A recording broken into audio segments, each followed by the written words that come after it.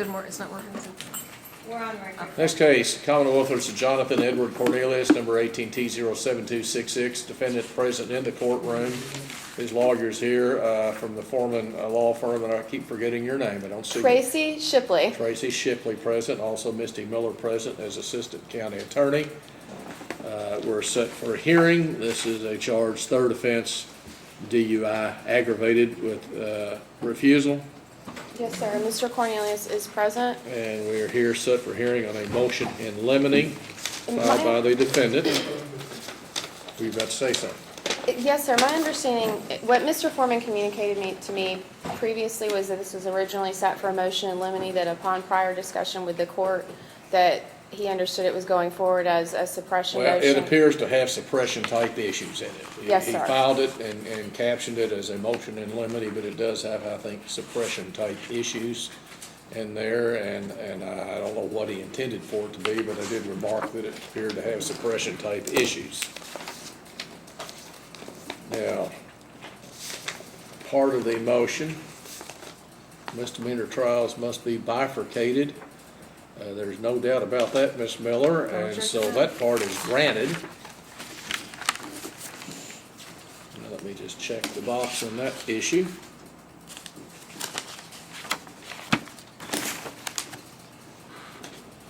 And then part two of the motion essentially wants to, and this is the one that appears to have suppression-type issues.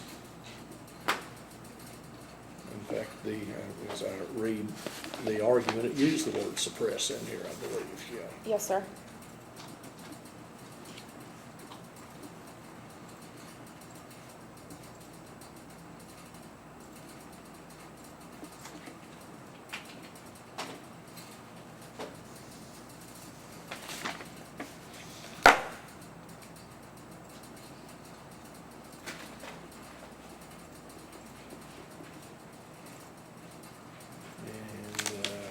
Go ahead and proceed on that, and if it has suppression-type issues, I assume the county attorney wishes to call witnesses. Yes.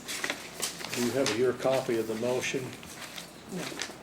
Never Well, anything. and the reason I asked that, there are various Wells factors listed here in Right. part of this, and I can make a copy in the back if you'd like, Your Honor. I don't want to give up my copy.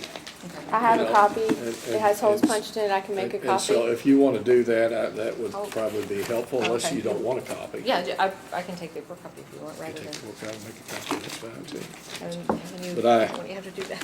I just hate to, I kind of want this, it's lengthy enough and complicated enough.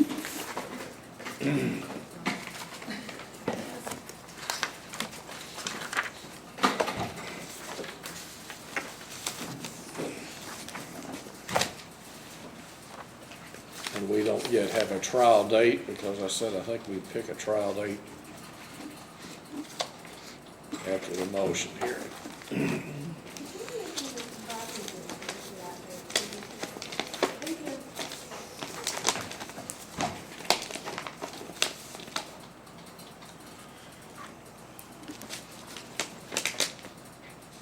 No, that's jury instructions, I don't need that.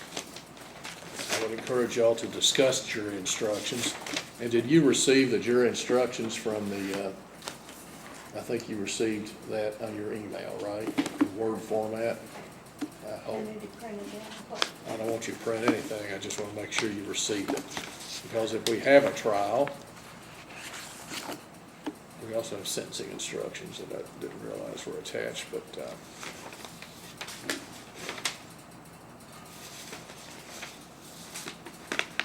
I received that, Judge, Yeah. on February 12th, 2020. okay, well.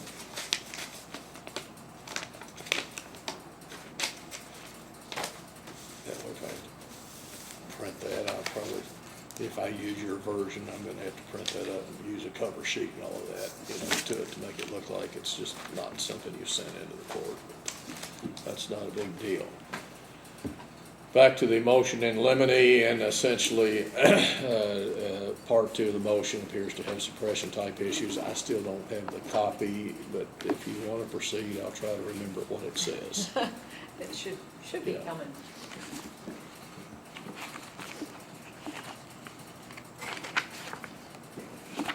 How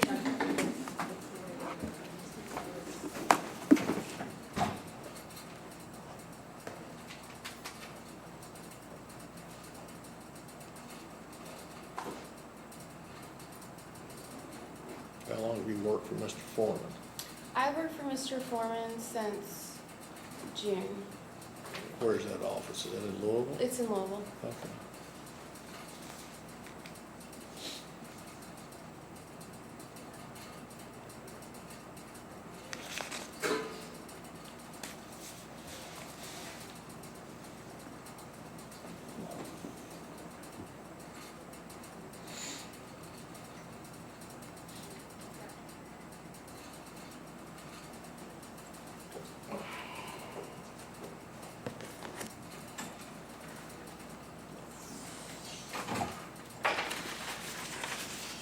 Keep the photocopy for yourself, and I'll take the court copy. I think I've got two. There. Okay. Hold on just a minute.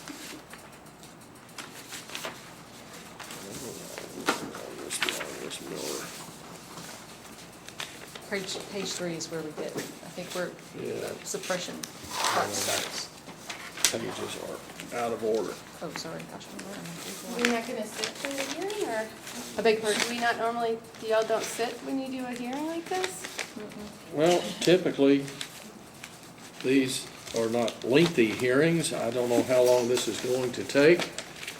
Would you I- like to sit down? I'll let you sit down. I won't stop you Well, from I sitting down, Ms. typically Shipley. sit so that the client can have some, if they wish to have any meaningful And certainly, participation in the hearing. he is welcome to stand here next to you, but if you'd rather use counsel table, I'll let you do that. Okay. Thank I you, don't want to sir. stop you from doing that, but, you know, these are, typically, my Monday docket has a whole lot of cases, as you can see that. Yes, It's sir. 4:30 in the afternoon, and we have a lot of cases, and when we come up here, we gather around, and everybody just stands up because we have to speed up the process, but I won't stop you from sitting at counsel table. Okay. You have every right to sit over there. Okay, That's thank why you. the table's in the courtroom. In the meantime, you're gonna have your back to the witness. That I Who's was gonna be wondering standing about, right here. how's that gonna work? And so that's why typically people want to stand at the bench, which Okay. you're welcome to do. I don't care. Well, I'll probably have to be up there so that I can. That's fine, and your Here, client is the certainly witness. welcome to stand next to you if he wants to. But, Ms. Miller, if you're ready, I'll let you call your first witness. Call Deputy Zach Morris. Deputy Morris, step right over here. Raise your right hand, please, and do you swear the testimony about to give in this cause shall be the truth, the whole truth, and nothing but the truth, so help you God? I do. Go ahead, Ms. Miller. Can you state your name, please, for the record? Zach Morris. And you are now with the Sheriff's Department, is that correct? Yes, ma'am. And in 2018, how were you employed? I was with the Owensboro Police Department. Okay. And were you working, well, let me ask you this. Everything in this case occurred in Daviess County Yes, ma'am. that we're going to talk about? And is it your employment with OPD, that's how you were involved with the case, is that correct, with Jonathan Cornelius? Yes, ma'am. Were you working, what's your assignment in OPD? What were you doing? I was a patrol officer, but that's particular night I was working Delta, that sector. That sector, okay. And this is Christmas Eve of 2018. And you were on patrol that night, is that correct? Yes, ma'am. Okay. Did you have, were you out in 54? I know that's, Delta is like a specific term. Were you out on 54, at the shopping centers in 54? Yes, ma'am. Okay. Did you observe anything at gates or that somewhere on the strip mall there? A vehicle parked in the lot of the closed business. Okay. What time was it? That was around 8:50 to 9 o'clock, somewhere in that area at night. At night, okay. Yes, ma'am. And what happened? I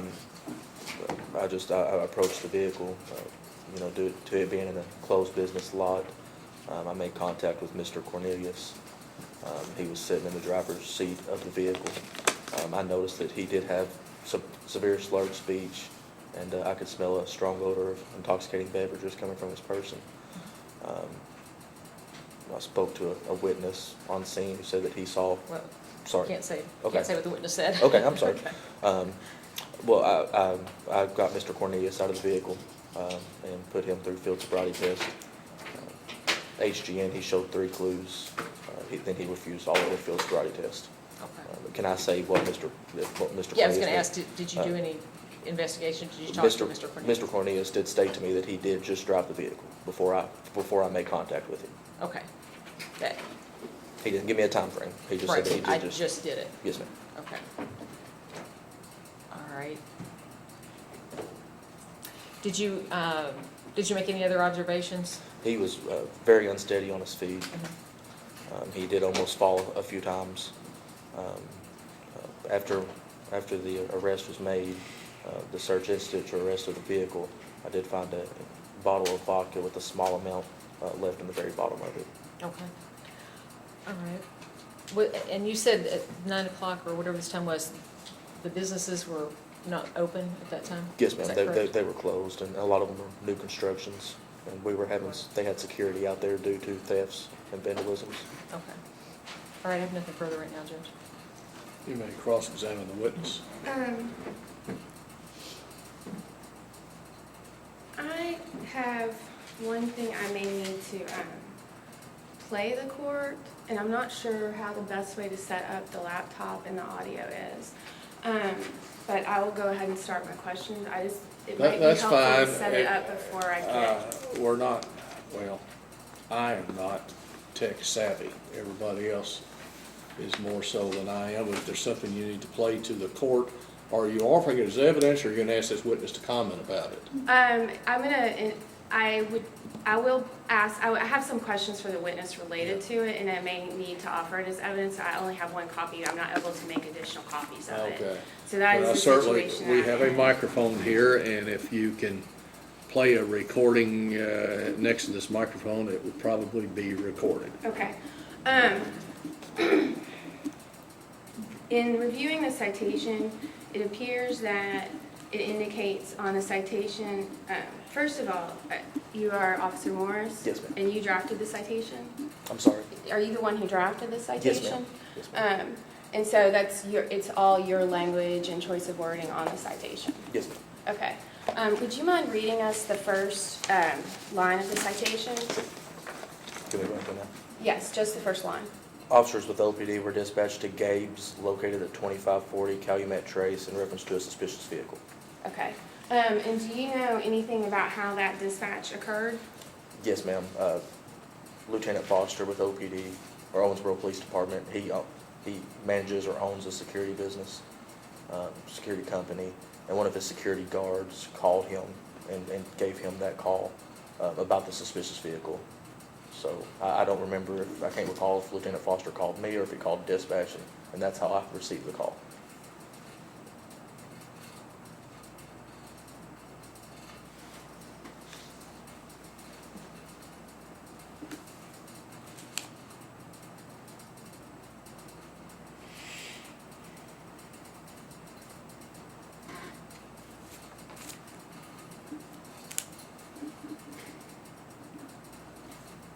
Okay.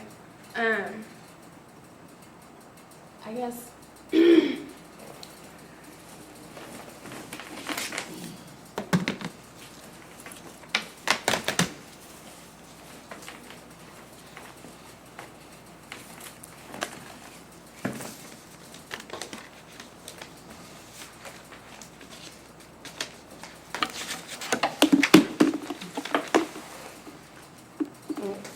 I appreciate your patience, sir, while I get this to work.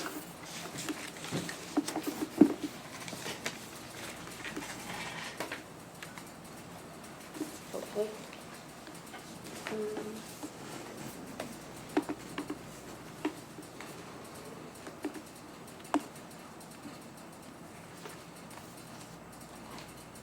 Guess I have to plug it in to get it to start up.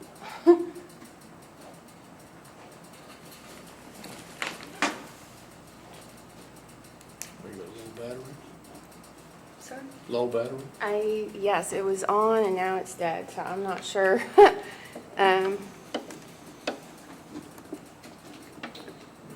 gonna come on without it. Oh, it is gonna come on without it, so maybe I can play it without.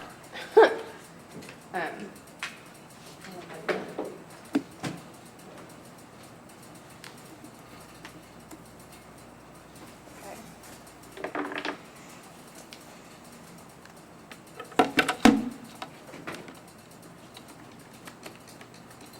So you had indicated that you were sent out to this location, Yes, ma'am.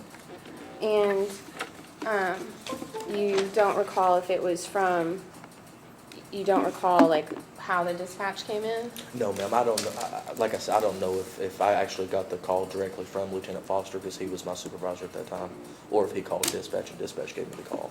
I do not recall how that exactly transpired. Okay. Looks like it's coming out in the back there. And just so the court is aware, we received discovery, there was a discovery ordered by the court on May 13th of 2019. With discovery, we received the citation and we received the CAD, which is the record of the call. I don't know if the court has a copy of the CAD information. Would you like a copy of that, I doubt sir? if I do. If you have an extra copy I can look at, I will look at it. Is that, There's no objection. I may just make 2 copies. Is that okay? that's fine, I think I got my Thank you. trial file. Hold on, I think I I have was gonna say, I thought I saw one in there. what looks like a CAD report. Is that this document right here? Yes, sir. And Okay, then I've got it. Is this the entire document? that is the entirety of what I was provided, sir. All right then, you may continue then. And just so the record is accurate, we were not actually provided the audio that would accompany the CAD by the county attorney's office. We've obtained a copy of the audio through an open records request to the city of Owensboro. I don't know if you'd like a copy of the letter from the city of Owensboro related to the actual CAD that we obtained. I am certainly happy to provide that both to the county and to the court. I'm Thank not you. requesting it. Certainly though, if you want it in the court file, you may tender that. It's up to you. Yes, sir. Since I've now provided it to the county, I'll go ahead and provide it to you, sir. All right, That's then. the letter that accompanied the audio that we were provided from the Owensboro Police Department or city. Suspicious vehicle CAD at Gates, at Gateway Commons, I'm in route. 2051. 37 being route also. 377, 2051. 360 Central, I'm gonna be out to Kentucky. 346 David Norton. 360, 2053. 37 360, I'm trying to get them bypass. Let me know if I need to vote. And sir, that is the entirety of the audio. Were you able to hear the audio? I could not make any sense out of any of that. Okay, I'm gonna play it again if you don't mind. Okay. And this is the format that we were provided the copy in, so.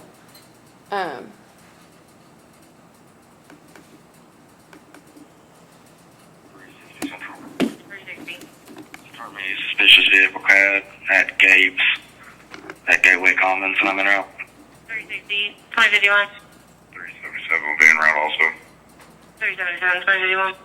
360 Central, I'm gonna be out to Kentucky. 346 David Norton. 360, 2053. 377 360, I'm trying to get them bypass. Let me know if I need to vote. And officer, is that your voice at the beginning of the dispatch audio? Yes, ma'am, I'm 360, I was 360, yes, ma'am. Okay, so it sounds to me in listening to the audio, and I'll be happy to play it again, as though you called in the report to dispatch, is that correct? Yes, ma'am, I told him to start me a call there and I was en route. Okay, and so the citation as it's drafted appears to state that you were dispatched, but in actuality, you called it in yourself and dispatched yourself out on the call? Yes, ma'am. Okay. Is that the normal, would you typically, when reviewing these types of calls, the type of things that we hear is there might be an anonymous caller or there's someone from a business or establishment and they call in something and then the officers are dispatched and there's typically something more. So what I heard you say was that you're dispatching out on a suspicious vehicle. Is that correct? Yes, ma'am. I told him to start me a call there, and I was, yes, ma'am, a suspicious vehicle, and I was en route. And had you had any contact with the location or the vehicle at that point? No, ma'am. Okay. So there actually was no reasonable articulable suspicion or anything of that nature when that call was made that you had witnessed when the call was made into dispatch? The only, if you mean like probable cause? Like, is that what I don't know exactly what Well, can you- prior to initiating but prior to the call, you had no knowledge, personal knowledge of what was happening with the vehicle at Gabe's? No, all I knew was it was just a Terry stop because of the closed business after hours. Okay, so, and what would any vehicle in the parking lot be a suspicious vehicle? Yes, ma'am. Okay, so you went out because there was a vehicle in the parking lot. Yes, ma'am. And do you know what hours Gabe's is typically open until? I do not. Okay. And do you know if they are typically closed on Christmas Eve? I do not. Would you be surprised if the business was still open? Yes, I would be surprised. And if the typical hours were 10 or 11 o'clock? Would that surprise you that the business might have still been open on that date? You asked me Christmas Eve. Yes. Christmas Eve, yes, that would have surprised me. Okay. 10 or 11, no, that would not have surprised me. Okay. So when you initially approached the vehicle, what did you note initially upon approach to the vehicle? What did I, I'm sorry, what did I Just that it know? was a parked vehicle? Yes, ma'am, in front of Gabe's. And were there any other vehicles parked in front of Gabe's? No, ma'am. And what about, it's my understanding there was construction at that location at that time. Correct. Were there other vehicles parked near the construction site? Not that I can recall. Okay. So someone could not leave a vehicle overnight at that location without it being checked by law enforcement? We would investigate it, yes, ma'am. And the,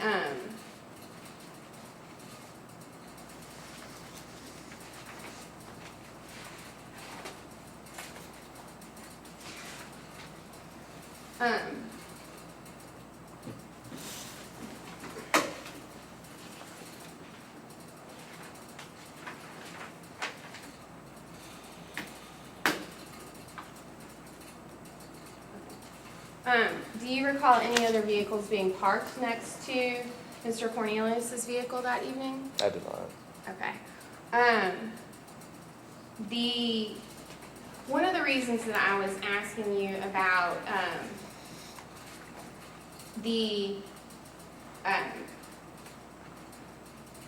the investigation is that I wanted to know that when you approached the vehicle, what violation of law you believe was occurring that would be suspicious. That's what I was saying, I'm sorry. It's just a Terry stop because of the closed business, and somebody's in a lot of a closed business. And it's a new construction. We had security guards out there because of thefts and vandalisms. Okay, but was there anything specific to the way that he was parked or anything of that nature that led you to believe that a violation of law was occurring? No, ma'am. He's ask and answer, Judge. Okay. And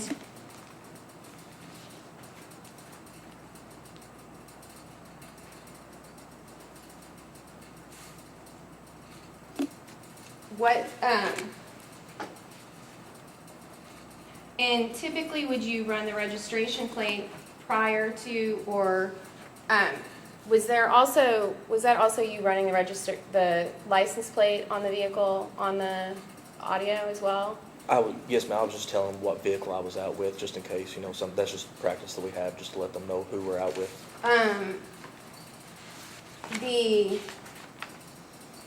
I'm sorry, I may need to play the audio again, sir. Okay, let me just back up. When you, on the recording, I believe that is you making a radio call to Central Dispatch, is that correct? Yes, sir. Did you make that call to dispatch before you arrived at the parking lot or after? Before. Okay. You may continue. Thank you, sir. And I'm sorry, I'm gonna have to play it again.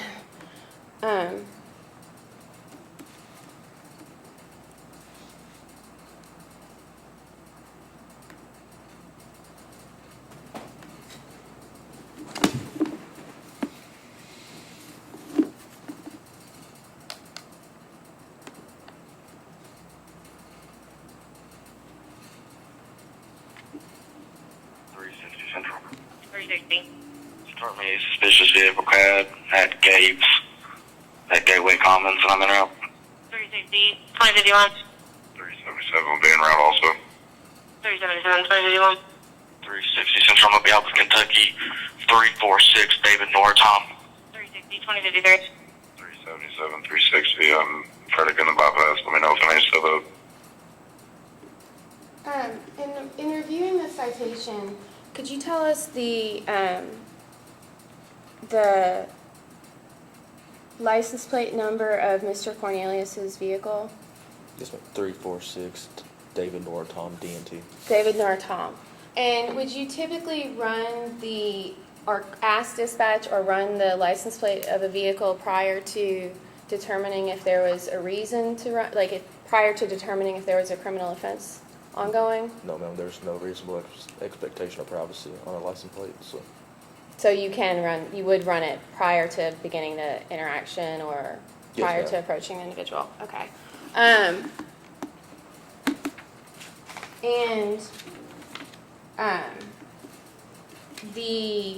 Do you know why there isn't any other part of the interaction recorded by dispatch? Is typically any other, would there typically be would you typically have given them more information after you initiated the interaction with Mr. Cornelius? I'm sorry, I'm not sure what you're asking. Does that sound like a complete record of the dispatch interaction to you? Yes, ma'am. Usually the next thing would be that, with Mr. Cornelius was that I was arresting him and taking him to jail. That would be the next thing that you would hear. Okay, and do you have any idea why that's no longer available? Oh, I do not. That would be, that's above my head, I'm sorry. Okay, but that is a standard part of most interactions with dispatch? Yes, ma'am. Okay. Let me just interrupt here. Do you know if that recording no longer exists, or if just perhaps it was failed to be provided to you? I am not sure. My understanding was that I received what was still available. Well, because I want to make sure you get it. I think you're entitled to have that, but we'll continue here, but I want to make sure you get that, and Ms. Miller, I'm sure, will be happy to check up on that if there are further recordings after so it's what you played, is that the entire recording the city provided? That is the entirety of what the city of Owensboro provided upon open records request. And just because I've request. heard enough of these, I would expect there to be more to it. I'm not saying there is or isn't, but I would typically expect that there would be more to it, and I want you to have the entire recording. Thank you, Your Honor. I would also Yeah. expect there would be Okay. more to that recording as well.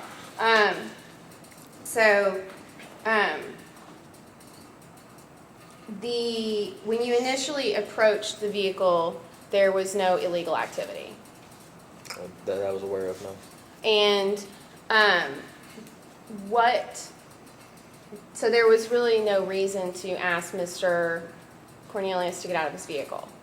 Yes, ma'am. It was after I talked to him, I noticed the severe slurred speech and the strong odor of intoxicated beverages coming from his person. Okay. But prior to initiating the interaction, there was no apparent violation of law. There was nothing outside of the vehicle to raise suspicion. There was nothing when you ran the vehicle license plate to connect him to anything suspicious. It was just a Terry stop. Okay.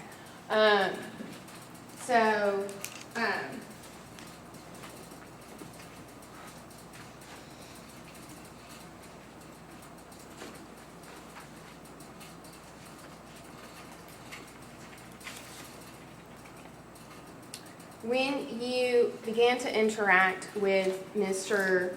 Cornelius, what were the conditions outside on that evening?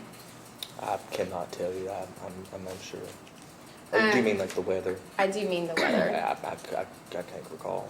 Okay, but typically in Kentucky, in the middle of December, what is the weather like? Cold. Cold. Okay. And cold, like mid-20s cold? Is that what you would say is cold, below freezing, or do you have any other information? I do not know that. Okay. And when you interacted with Mr. Cornelius, did you ask him whether or not he had any ocular conditions? No, I did not. And do you know whether or not ocular conditions might impact a nystagmus test?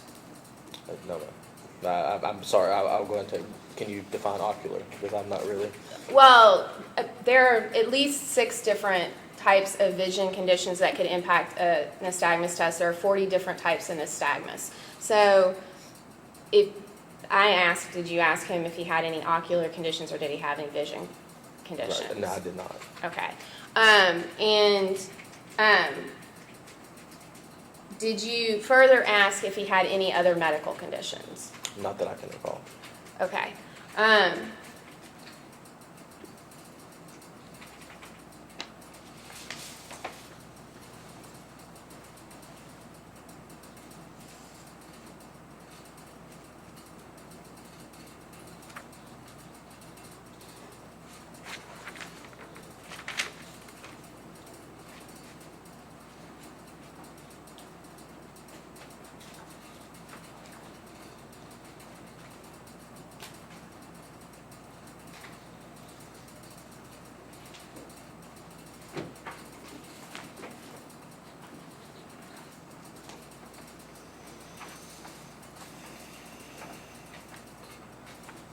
And you did not see Mr. Cornelius operate the motor vehicle? I did not.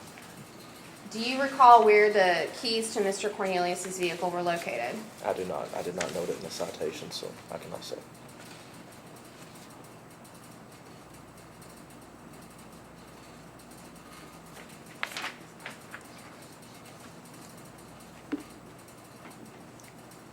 But Mr. Cornelius's vehicle was actually turned off when you came up to the vehicle. Is that correct? Yes, ma'am. That I do remember that for sure.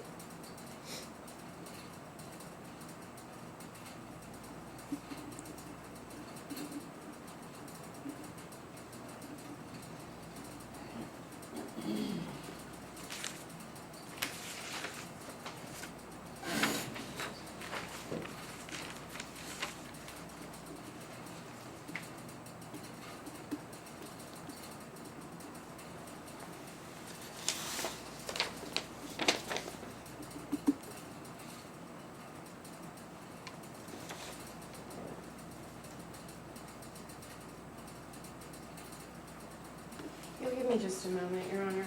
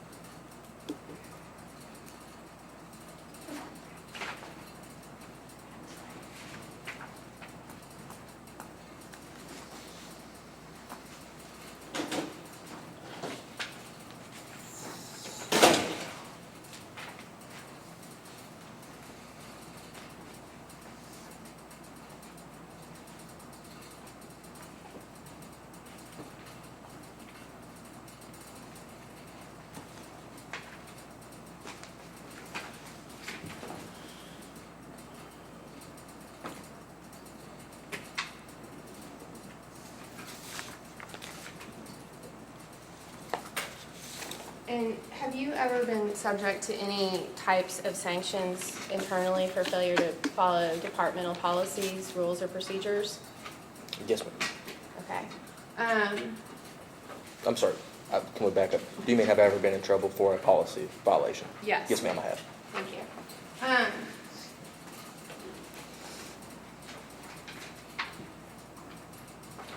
Your Honor, I don't believe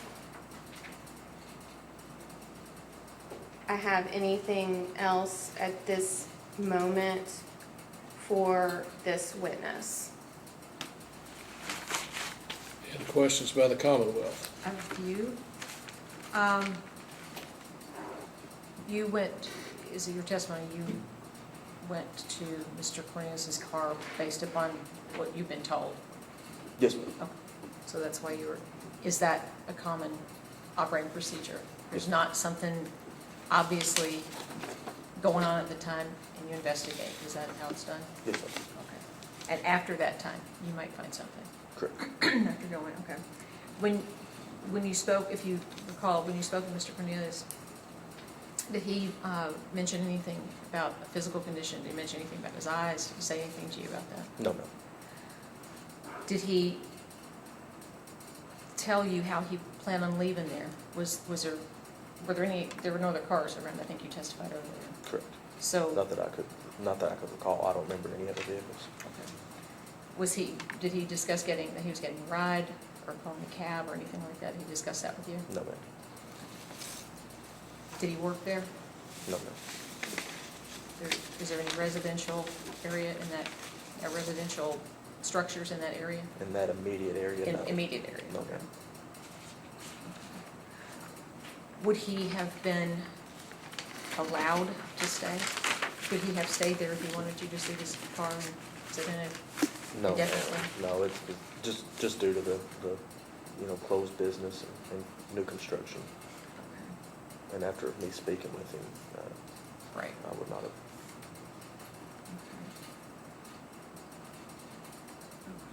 Okay. And I believe it's noted in your citation that Mr. Cornelius said that he drove there. Yes, ma'am. He did tell me that. And Your Honor, I object to the admission of that statement at this point as hearsay. We've gone into the All kinds of citation. exceptions to the hearsay rule, but whether or not he should have been allowed to ask the question, I'll withhold that right now, but I'm going to let him testify right now. Thank you, Your Honor. I think that goes to the heart of your motion to suppress. Yes, sir. That's all I have right now, Judge. What was Mr. Cornelius doing when you approached the vehicle? He was just sitting there, sir. What? He was just sitting there. You know if he was asleep or awake? He was not asleep. No, sir.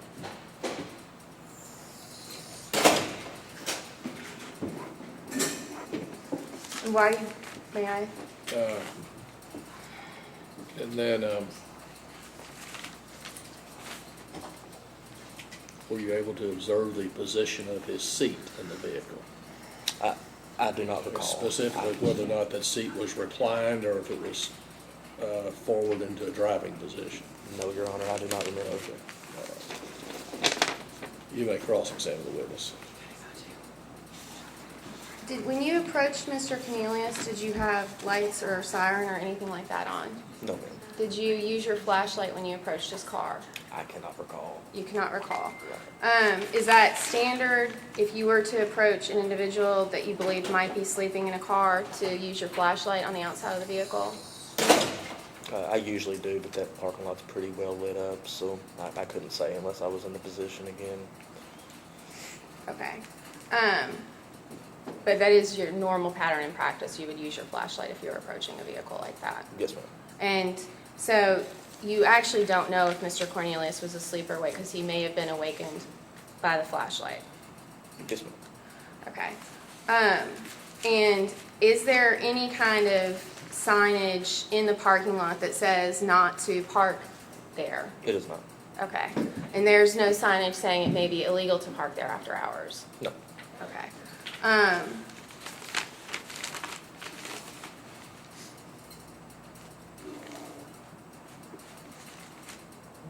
I do not believe I have anything further of this witness at this point, Your Honor. Anything else, Ms. Miller? Nothing right now. All right, you may wait over there, then call your next witness. Commonwealth calls Randall Foster. Please. Lieutenant. Raise your right hand, please. Do you swear the testimony about to give in this call shall be the truth, the whole truth, and nothing but the truth, so help you God? I do. Go ahead, Ms. Miller. Can you state your name, please?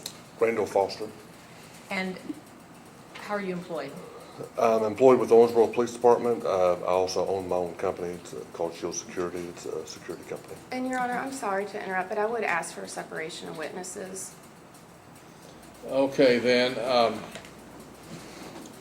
Well, the Commonwealth, I think, would be entitled to have one Commonwealth witness here. Who do you want then for a Commonwealth witness that may remain? Well, Mr. Morris would be my That would be witness. Zach Morris then.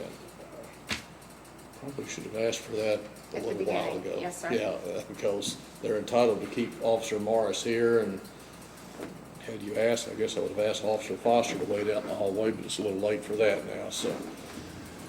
Motion is granted to the extent of any further testimony, but for what's been testified about right now, Officer Morris was here and heard that, and we can't change that, so.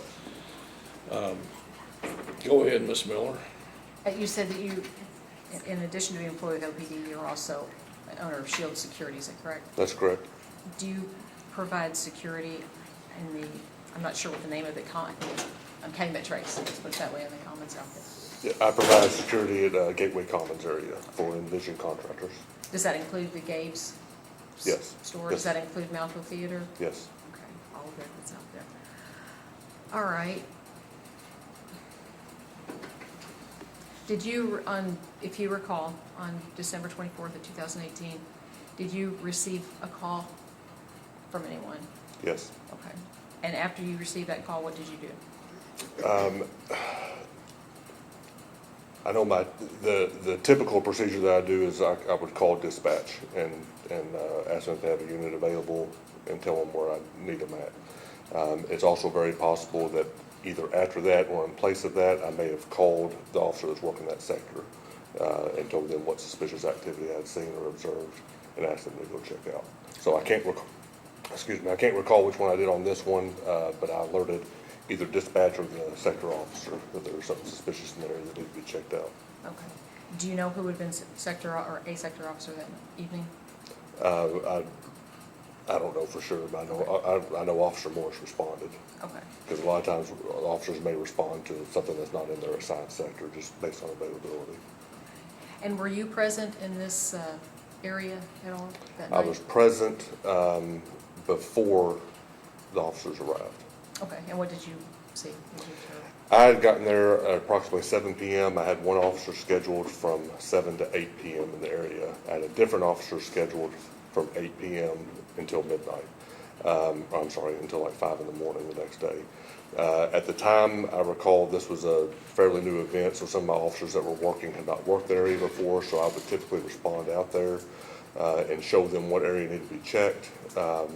We were checking a large area based on several thefts of trailers and scrap and burglaries in the area and things like that that had been taking place in this area. So on this date and time, the first officer was out there at 7 o'clock. I responded out there with him. I drove around with him, showed him different areas to be checking. And by officer, you mean your security officer? Okay. Yes, a security officer. Neither one of the two assigned were police officers on this day. Right. The one at 7 o'clock, I was driving around, showing them what to look for. There were a lot of different vehicles that were parked in that large area of the parking lot. Now, normally those were pickup trucks that said Envision Contracting on them or something like that, but there was also sometimes some other vehicles that would be parked there that may belong to a worker and nobody's around and it's just there overnight. That happens sometimes. There was, if I recall at this time, there was maybe 1 or 2 stores in one of the strip malls that was open for whatever type of regular business hours there would be. So sometimes there would be some traffic with that, but it'd be very light. But we just had a lot of instances with people driving through that were not doing any shopping, would drive through the area, and sometimes they would stop and be suspicious. On this particular night, I was driving around with the officer at 7, and I explained to him what to do if you found a vehicle that you didn't know if it was a contractor vehicle or not that was parked on the lot. The advice I gave him is take a picture of the license plate so that if, the next day we find out something was stolen or whatever, we have something to go back on who was in that lot. On this particular day at 7:29 p.m., as I was showing this officer what to do, I drove behind this vehicle in question. It was located on the left-hand side of what is now the Malco Theater. It was parked, it appeared to be unoccupied. I did not get out and go walk up to the vehicle. I was driving behind it. It appeared to be unoccupied. I showed the officer, I gave him an example, and I snapped a picture of that vehicle's license plate from the rear end, where it was located at. We went on, I showed him different areas of aspect, what he was looking for. As I recall, it took me a while to show him everything. He was only there for an hour. The other officer came in a little early. And so that officer left, and I stayed with the new officer that showed up. It was basically going to show him some of the same things. I can't remember if he had worked it before or not. I was with him until around the hour of around 8 p.m., give or take 15 minutes, I can't recall. Sometimes I may leave a little bit earlier, sometimes I may stay a little bit longer to show him different things. I recall with him, when I was still there with him, when I was talking to him, the new officer, the new security officer, about what to be looking for, what to be doing, we saw a vehicle's headlight that was on not the Malco parking lot, but over by the Gabe's parking lot, the strip mall. We saw a set of headlights drive over there and stop, and kind of just stop, and I can't remember if they turned the lights off or they just sit there. But I used that vehicle as an example, and I said, you'll see cars drive through every now and then like this. If you see them and they stop, maybe give them a minute or two, but if they just sit there and you don't know what they're doing, go check it out, find out what they're doing or why they're here, if they're supposed to be here or not. I then left. I then drove off sometime after that. Like I said, it would be sometime between 7:45 to 8:15, I would suppose. I drove off. I snapped that picture of the car at 7:29 p.m. over on the other side. At 8:45 p.m., I received a text from my security officer, and it basically said that car that you were talking about, and he gave me the license plate number, which was this vehicle. And Your Honor, I object to him testifying to the text when we haven't had an opportunity to review the text. I do have a picture of the text. You have the text with you? I do. I'm gonna let you, I can just I'd read like the for the text lawyers if to you be want. able to look at that text right now. I can pull it up, and I can just I can read it. You don't have to tell me what it says, I want the two lawyers to look at it Okay. right now.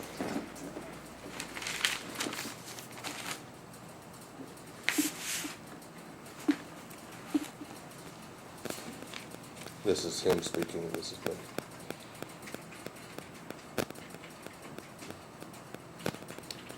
That's him speaking at the top. Yes, ma'am. Would you mind reading that part into the record? I can read. You say him speaking, you talking about Officer Morris over here? No, sir. It was Officer, Security officer. Your private security officer, your yes, sir. employee, okay. Yes, sir. Yes, Judge.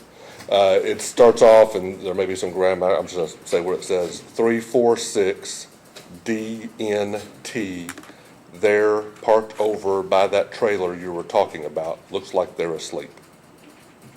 Then I responded back, okay, I'm sending an officer to check them out. Is it to the right of Gabe's?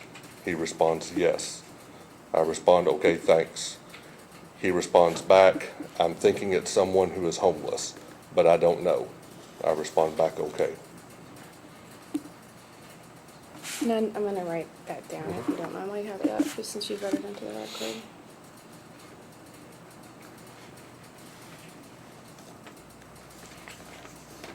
For the record, that license number is the same number written on the citation. I can also show both attorneys a picture of the vehicle I took with the license plate if they would like If to they see want it. to see that, that's fine, to show it to the lawyers.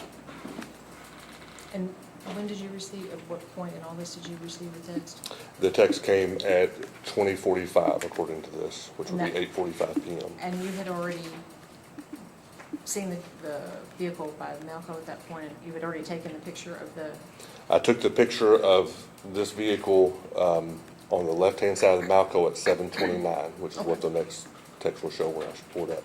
7:29. I received this at 8:45. oh, Okay, thank you. That's the picture of the vehicle. okay. That's a picture that you took. Yes, at 7:29. And are the windows on that vehicle tinted, sir?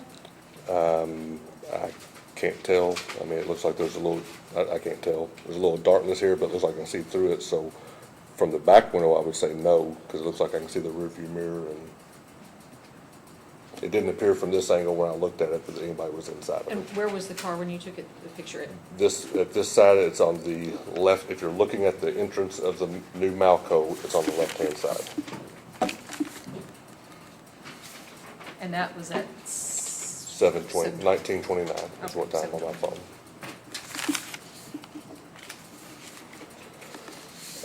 So at this point, whenever the security officer sent me that text, and like I said, my normal procedure, I don't remember exactly what I did.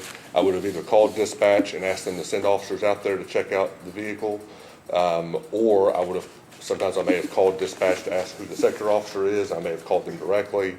I don't recall which one I did, but I called to have police sent out to the area to check it out. Because once he sent me that plate number, I remembered that sounded familiar. I went back and looked, and I knew that was the same vehicle that was previously on the other end of the parking lot. And I didn't think anybody was in there, but then when he told me what he told me, I assumed it was suspicious based on that. So how far is it from the left side, as you said, I don't even know what, if it's north, east, west, or south, left side of the Malco to Gabe's? To the right side of Gabe's. I mean, the Malco parking lot's very big, and then you have a large strip mall, and it's over on the far hand side of that. So if I had to guess, I would say 200 yards. And then, did you hear anything else from that point? I mean, did you hear from the officer, or? I'm sure I did. I'm sure we probably talked over the phone, but I don't recall exactly. And were you, you were working for OPD at the time? No, ma'am. I was just with Just doing security. security? Yes. Okay, so you Yes. were working for OPD at the time, okay. All right. All right, I don't have anything further right now. All right, you've been cross-examining the witness. At the time at which you communicated either with dispatch or with Officer Morris, after receiving those text messages, the information you had was that the individual in the vehicle appeared to be asleep. That was part of the that was the information that he'd given me. Yes, ma'am. And there was nothing else, there was nothing contained in the information you were given that indicated criminal activity. There was, I wouldn't say information I was given, information I obtained myself from what I saw said to me criminal activity.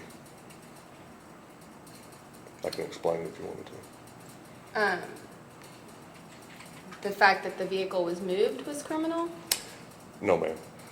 The fact that the vehicle was sitting there at about 7:29 with what appeared to be nobody in it, they either were laying down, they were either laying down in the vehicle where you couldn't see them from where I was at, or nobody was in it. And then within 30 to 40 minutes, it left that area and went over to the right side of another parking lot and stopped. We had been having a whole lot of, like I said, a lot of documented thefts from vehicles. We had a vehicle stolen out there. We had several trailers that had been stolen. We had different businesses that had been burglarized. So we had a lot of criminal activity, which is why we were out there to begin with. So the only vehicles that should have been out there would be that were legitimately in that Malco parking lot at any time at 7:30 p.m. because the place was not open at the time, hadn't been open at Malco. The only vehicles that should have been there would have been contractor vehicles or some vehicle belonging to some employee that may have possibly been inside or something working late or something like that. So and there shouldn't have been any work going on at the time we were out there at the Malco. So the fact that that vehicle moved at all, and it moved at all while we were out there is suspicious. Was the Malco still under construction as of that date? Yes, Your Honor. There were a couple stores over in that strip mall that were open, and I don't know if they're open at this time or at this time on this day. But in this period of time, as far as the month goes, there was a couple stores that were open. So sometimes we would have some legitimate traffic in there from about 7 p.m. to around 8 or 8:30. But we shouldn't have anybody in the Malco theater parking lot unless they were working late. And where is the Hobby Lobby located? I believe that is in the middle of that strip mall. It is in that strip mall. I believe so. And is it close to the Malco? I mean, the strip mall is relatively close, if you want to. It's a smaller strip mall? Yes, yes, ma'am. And Hobby Lobby was open on Christmas Eve? I do not know. Ms. Shipley, have you ever been to that location? No, sir. if you don't mind, I will, my own knowledge of the situation, there is a little shopping center area with Hobby Lobby and the Gabe store, all I believe in one building along with various other stores. The Malco, I think, is generally in that same parking lot area, but it is a separate building. With a So separate it's- parking lot. Yeah, the stores are over here, and then the Malco is kind of down here in a separate building, but all one common parking lot out between those. Yep. So, and if I've got it wrong, anybody else can explain, you know. It's just that their parking lot is enclosed, so I Yeah. mean, it's not like it all just runs together, the Malco, the. Yeah, they Malco- have various barriers up, I Yes. think, for traffic control or what have you. Yes, Yeah. Your Honor. And there's some distance between the Malco and the, Yes, that's why I was hesitant to use close, depends on what, metric you're using that to compare it against. I do not believe, so there's Hobby Lobby that was open. There may have been other ones that were open that evening. I can't say for sure if any of them were open that evening, just because it was Christmas Eve. Right. I just know typically when we were working out there, that there would usually be 1 to 3 stores that were open, about an hour or so into the time period we're there, which was from 7 PM to 5 in the morning. Okay.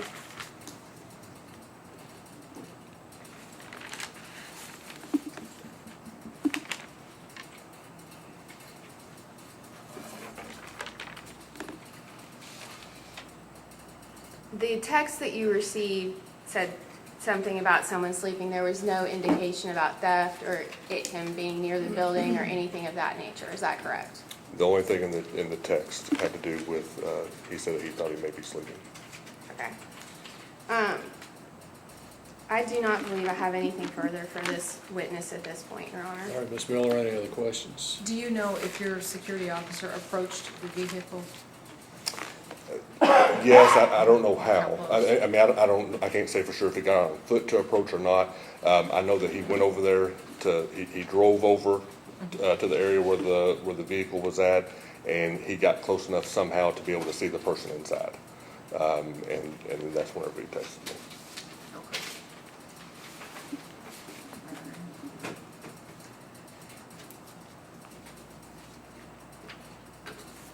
I don't have anything further at this point, Your Honor. All right, then, Ms. Or Miller, do you, this witness, I'm sorry, Your Honor. go ahead.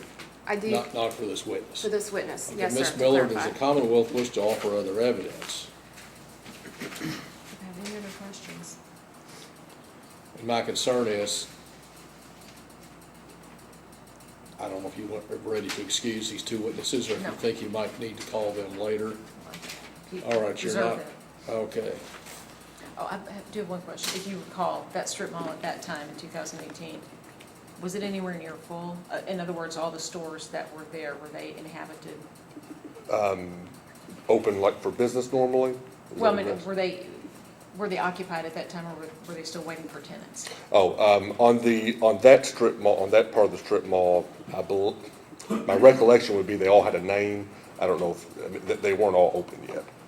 Like I said, my recollection is correct. I think Hobby Lobby may have been open. I'm pretty sure Gabe's was. Okay. I don't know if any other ones were open at that time or not. Okay, that's it, no further. But yes, I would like to reserve the right to recall. All right, then, and any other questions from defense counsel? No, Your Honor. All right, let's see, Officer Foster, she has asked for a separation of witnesses, so from this point on, you just need to wait outside in the lobby somewhere, and we'll let you know if we need you again, but you're now excluded, so. Yes, Your Honor. Can I go back and grab my water real quick? Yeah, that's You fine. can sit back there, is that okay? Yeah, Is you that can see, not- stay in okay. the pretrial Stay in room the back there if pretrial you room. want. All right, then, any other evidence on behalf of the Commonwealth? That's it for the. That's the case for the Commonwealth, and then Ms. Shipley, do you wish to offer evidence or call witnesses? Yes, Your Honor. I am going to call Mr. Cornelius All at right, this Mr. point. Cornelius, come up here, please. Raise your right hand, please. Do you swear the testimony you're about to give in this call shall be the truth, the whole truth, and nothing but the truth, so help you God? Yes, Your Honor. Or you're now sworn. Ms. Shipley, you may proceed.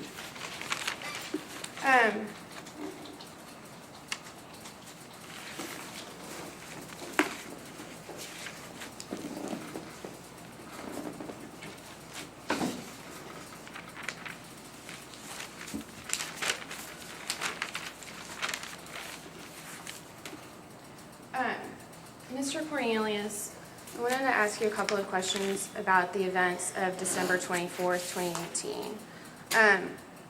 On December 24th, 2018, did you go shopping at the shopping center at Gateway Commons? Yes, ma'am. And did you purchase any items from any of the businesses at Gateway Commons? Excuse me. Yes, I purchased the last Christmas gift of the year at Hobby Lobby for my niece.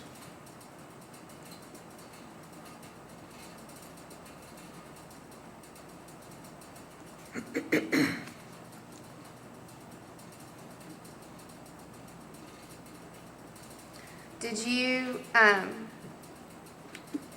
park your car in front of Gabe's on that evening? Yes.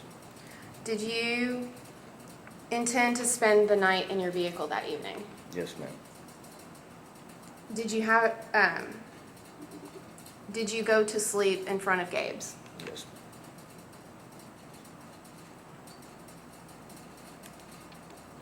Do you have any ocular conditions?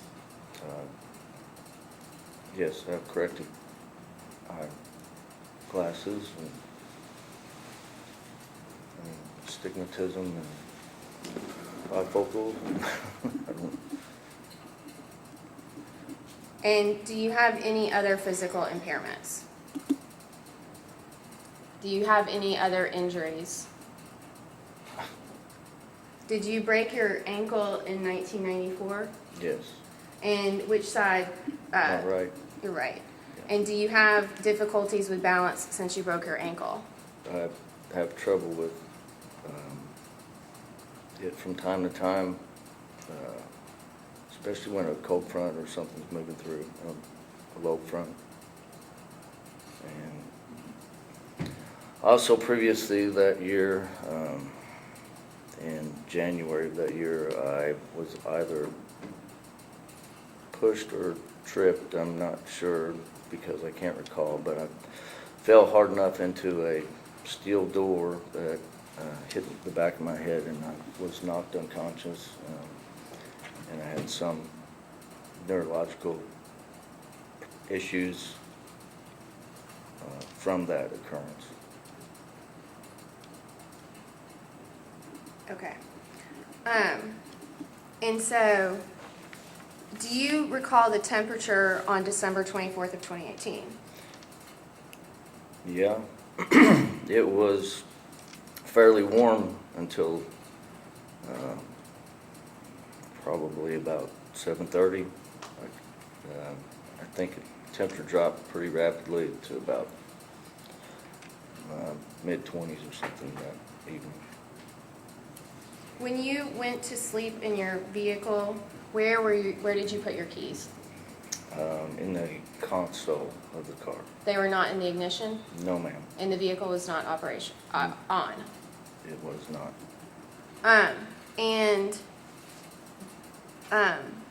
How did you have the seat in the vehicle? Reclined.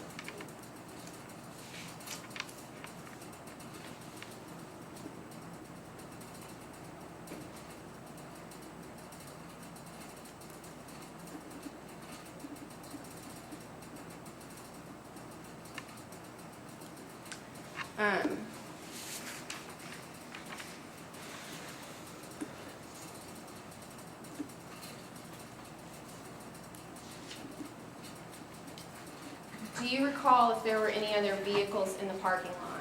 Yes, ma'am. I parked next to a construction vehicle truck to kind of block some of the light so that I could sleep better.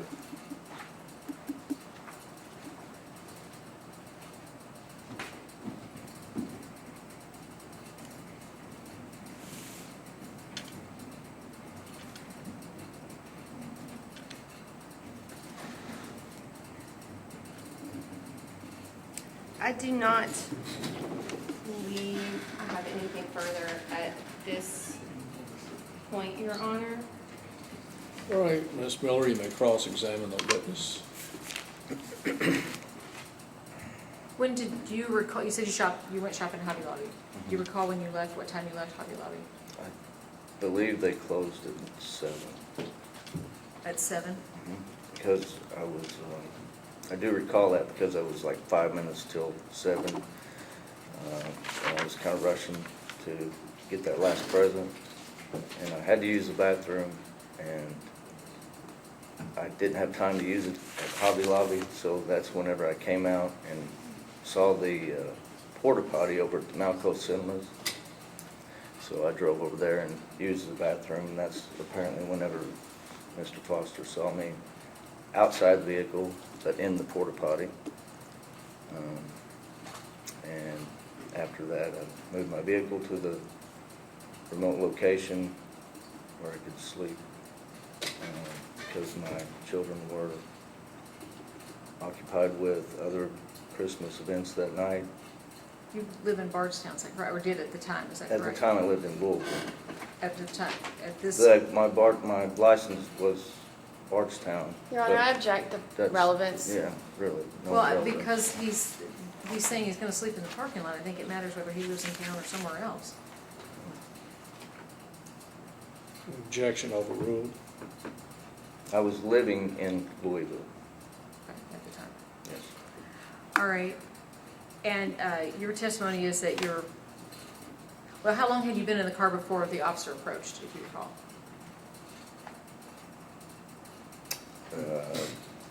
Close to 2 hours. And you said it was 20 degrees, Something like that. and your vehicle wasn't running? Not whenever I parked it, no. Okay, so you were there for 2 hours in 20-degree weather without the car running, is that correct? Asked and answer, Your Honor, I object. Overruled. All right. And you mentioned your ocular condition being, just you wear glasses, is that correct? Yes, ma'am. Astigmatism. I'm sorry? Yeah. Okay. I'm sorry, I believe I heard him indicate he has an astigmatism as well. You just need glasses for that, I have that. Okay, and no history of nystagmus as such? Do you know what that means? But not really, so I'd Okay, rather just I want you to say defer it to please, my we don't know what the counsel. question is, so. So, right.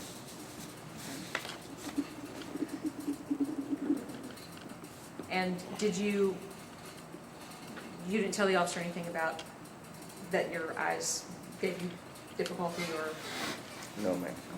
And then your ankle, you said you broke your ankle 24 years prior to this. Did you mention that to the officer? No, ma'am.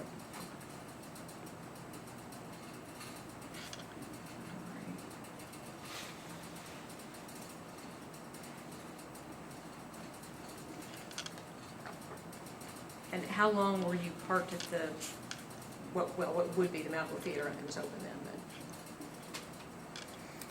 I'd say long enough to use the bathroom. Do you recall what time that was? Somewhere after 7. Probably, I would say, a pretty good educated guess between 7 and 7:15. Okay.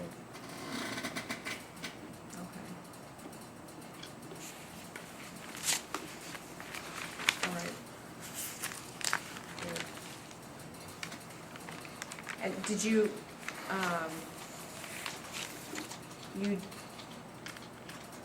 you drove to Owensboro that day, I assume, is that No. correct? No, I stayed with my son the previous night. Oh, okay, but you. Drove the day before. Okay, from Louisville, and is Mhm. that's the car that you drove, the one that you were in? Yes. Okay. All right, I have nothing further, Judge. Anything else? Briefly, Your Honor. The officer did not ask you if you had any vision problems? No, And did the officer ask you if you had any other disabilities or mobility impairments at all? no, And your son was not available for you to stay at his home that evening, is that also correct? correct. Objection leading. Overruled. You plan to spend time with your family in Owensboro on Christmas Objection Day? leading. Did you plan to spend time in Owensboro, in Owensboro on Christmas Day with your family? Yes, we had plans for Christmas morning at my ex-wife's house.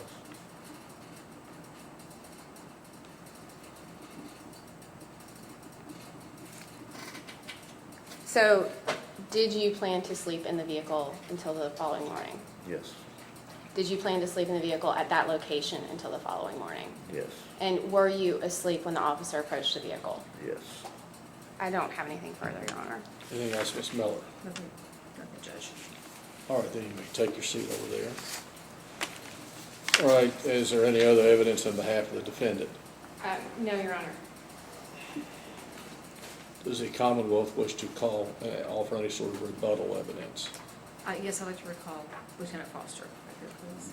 All right, where'd he go? Is he in the back room He's in back the there? pretrial. Okay, get Lieutenant Foster in here.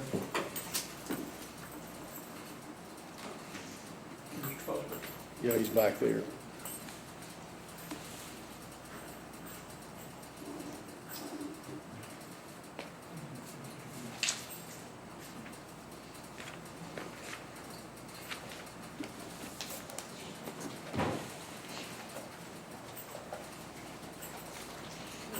Lieutenant Foster, you're still under oath, and Ms. Miller has more questions. Go ahead, please. If you recall, at the Malco at that time, or what would eventually become the Malco at that time, were there any bathrooms, any porta potties, porta johns, if you recall?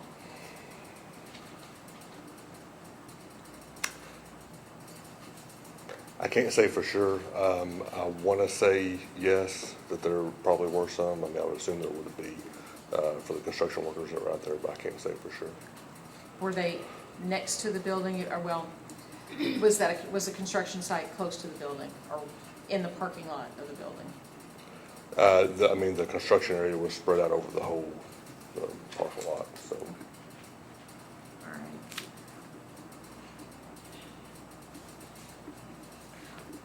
Well. All right, I don't know that one. We've talked about the text that you showed us that came from your Yes, ma'am. security officer. What, is he former law enforcement? What is he? No, ma'am. He has, I believe he's a veteran with the Army. But no, I don't believe he has any police officer experience. I don't think any type of law enforcement experience at all. Okay, I have nothing further. All right, you may cross-examine the witness. I don't have anything further, Your Honor. All right, then. May the witness be excused now. Yes, yeah, this one. All right, Officer Foster, you are now excused. You're free to go. Thank you, Your Honor. All right, and you want Deputy Morris up here? Come on back up, please. And Deputy Morris, you are still under oath. You may proceed, Ms. Miller. If you recall, the night when you made contact with Mr. Cornelius, do you recall how he was attired, what he had on, what clothes he wore? I do not, ma'am. Do you recall seeing a blanket? I do not recall. Okay, anything else in the car that would suggest a campsite? No, ma'am. I don't remember. Okay, thank you, nothing further. Any cross-examination? Do you recall what type of coat he had on, what type of sweater, what type of clothing specifically? No, I do not, ma'am. Okay, thank you. I have nothing further. Anything else from either side? That's it. May this officer be excused. All right, Yes. Deputy, you're now excused. Thank you.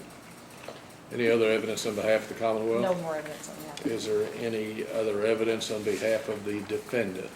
Not at this point, Your Honor. Okay.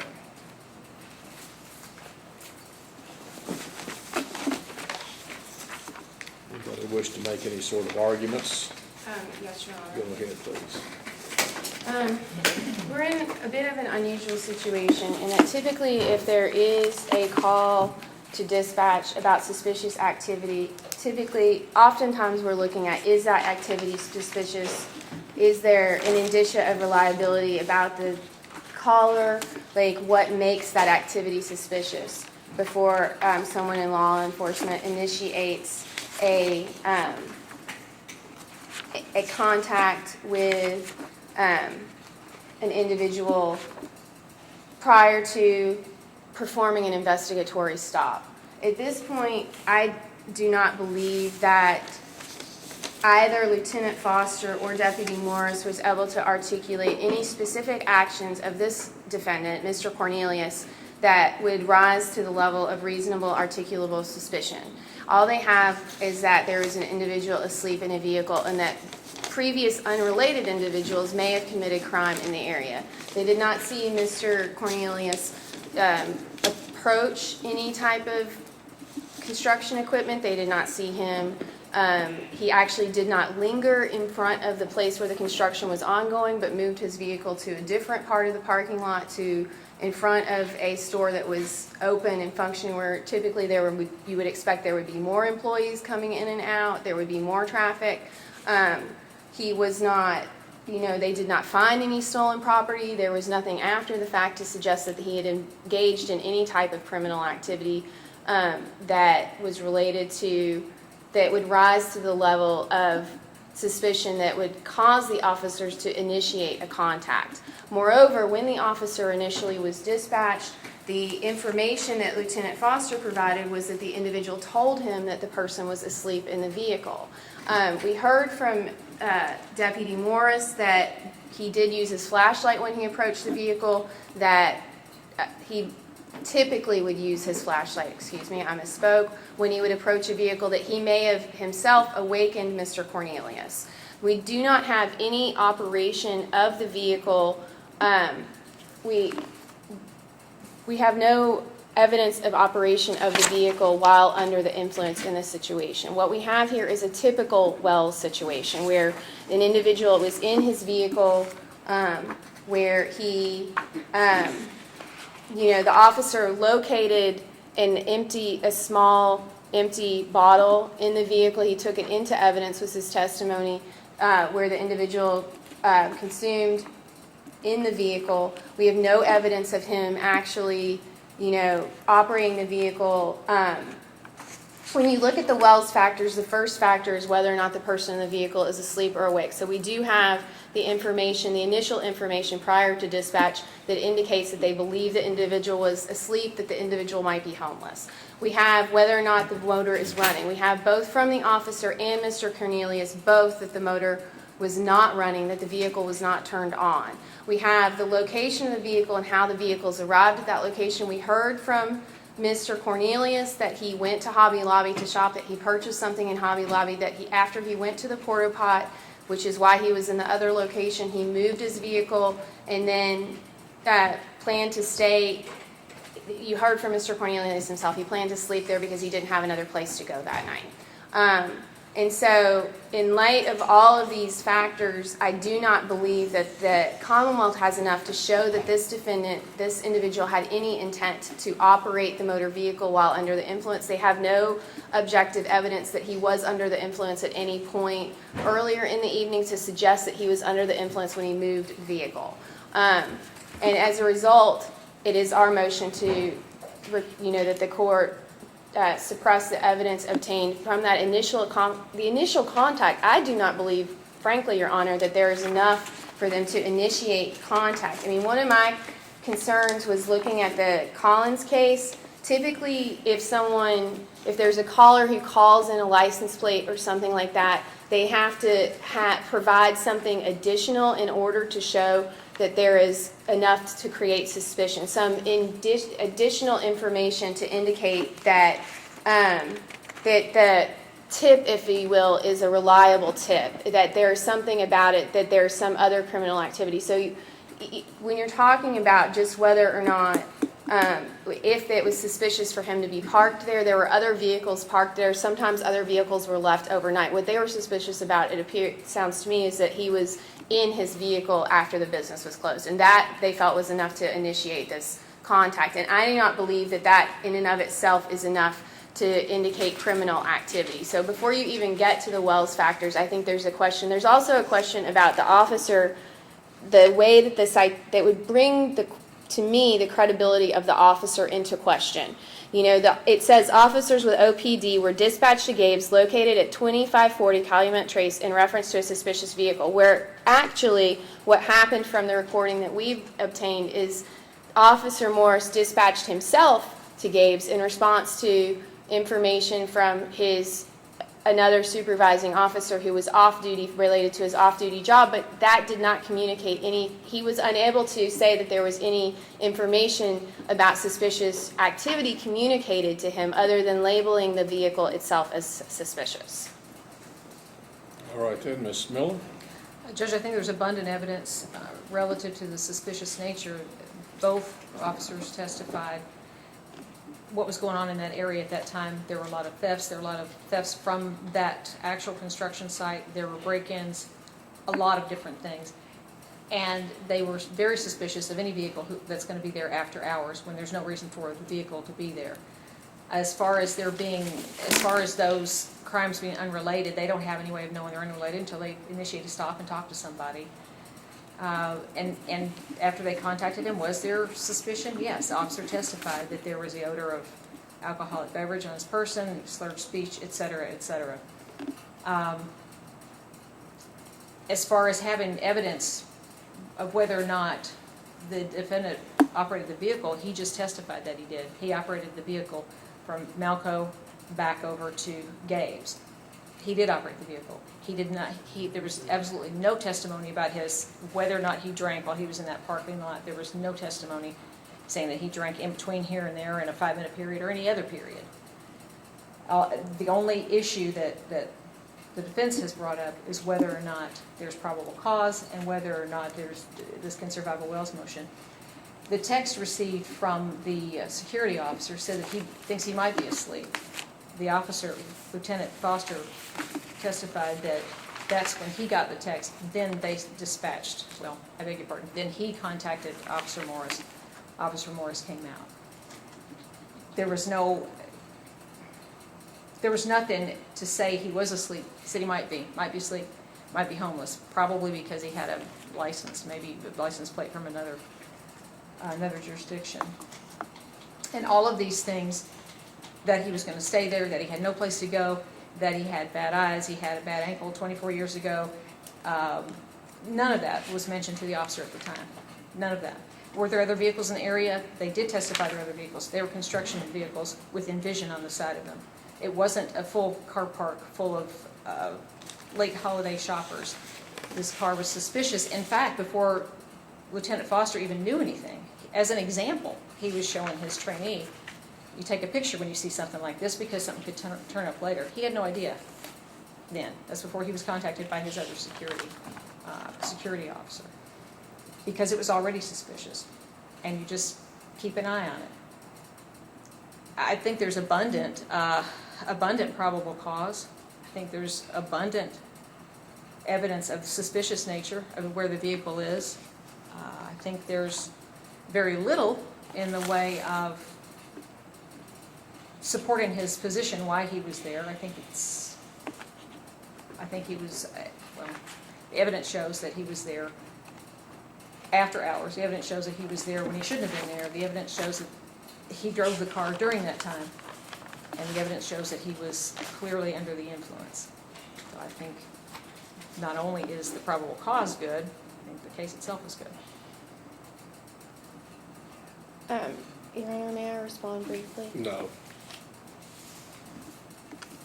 Ms. Miller, I hate to do this to you, but I think the Wells factors are clearly in favor of the defendant. I don't have to get as far as the Wells factors.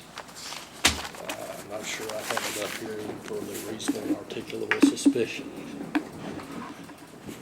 And so I'm going to grant the motion. I'll sign the order on that.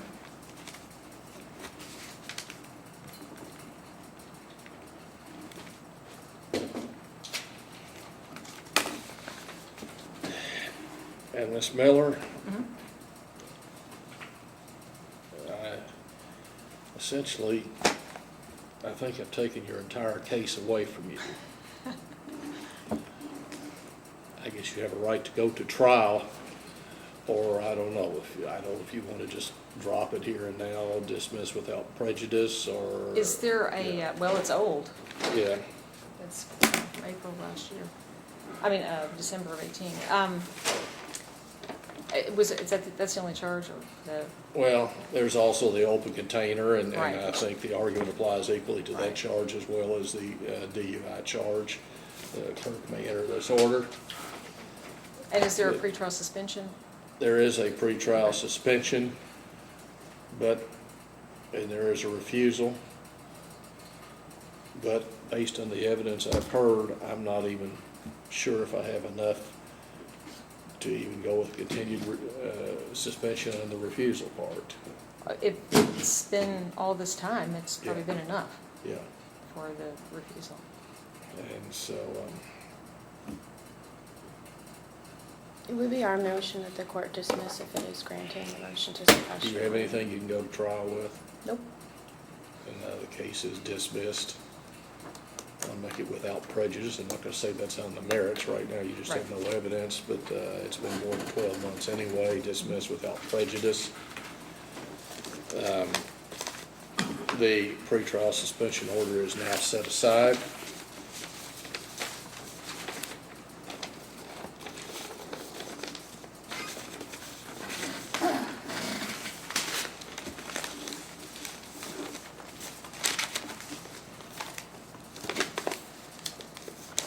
I guess there's nothing else for you to do. Thank you, Your Honor. I apologize that I did not arrive early enough prior to the beginning of the docket to properly introduce myself. That's okay.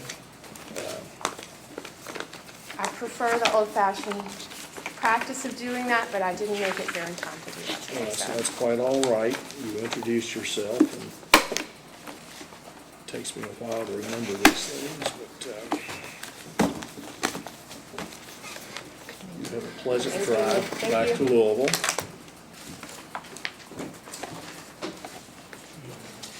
I will, thank you, Your Honor. Okay.